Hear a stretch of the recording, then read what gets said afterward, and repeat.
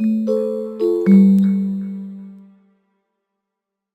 and welcome to another SoapCentral video. My name is Mihal and today I will demonstrate how to use data-driven properties to configure manual test parameters. Data-driven tests are tests that are derived from values in an existing data source, such as a spreadsheet or a database.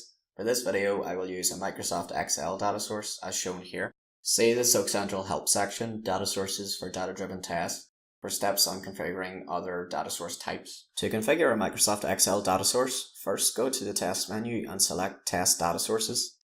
Click New Data Source to open the New Data Source dialog box. Type a name for the data source. From the Data Source Type list box, select MS Excel to configure a Microsoft Excel data source. From the Source Control Profile list box, select the pre-configured source control profile that hosts your data file. Click Browse to open the Select Source Control Path dialog box.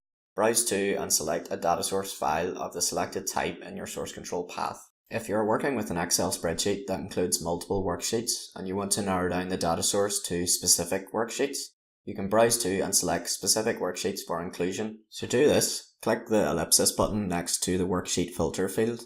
The Select Worksheet Filter dialog box displays. Select the worksheets that you want included as your data source. Click OK. You also have an optional field called Key Column. Key column selection is used by tests to define which worksheet columns within a data source are used as the primary key. To configure a key column, click the ellipsis button next to the Key Column field. The Select Key Column dialog box displays. Select a column from the column list that is to act as a key column. Click OK. Then click OK on the New Data Source dialog box. Now you can create a manual data-driven test and configure it to use the Excel data source.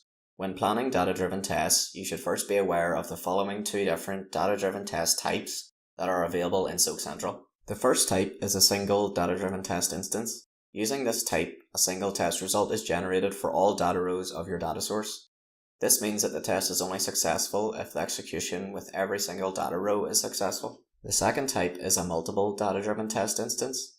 Using this type, each data row of your data source is represented by a test of its own. This means that each data row produces a failed or passed test result. The parent test created in this process does not have parameters associated with it, since it only represents a structuring instance for its child test and no longer functions as an actual test. All values found in the data source will be listed in the parent test data-driven properties section. To create a data-driven test, in the menu click Test, then Details View. Now create a new manual test, then click the Properties tab of the newly created test. In the Data-Driven Properties section, click Edit. The Data-Driven Properties dialog box appears.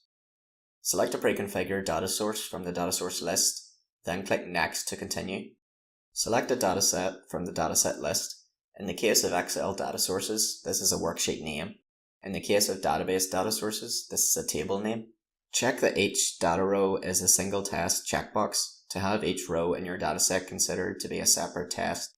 Or do not check this checkbox to create a single test for all data rows of your dataset. In this video, I will select the option. There is also an optional field where you can enter an SQL query in the Filter Query field to filter your dataset based on an SQL syntax query. Only simple where clause queries are supported. Check the Enable Data-Driven Properties checkbox to enable data-driven functionality.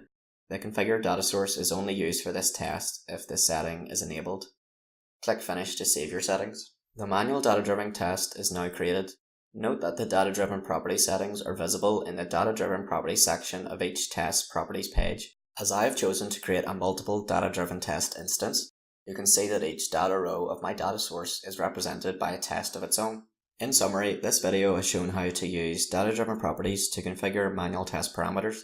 If you have any further questions on SoapCentral, please visit our support line site. Thanks for listening.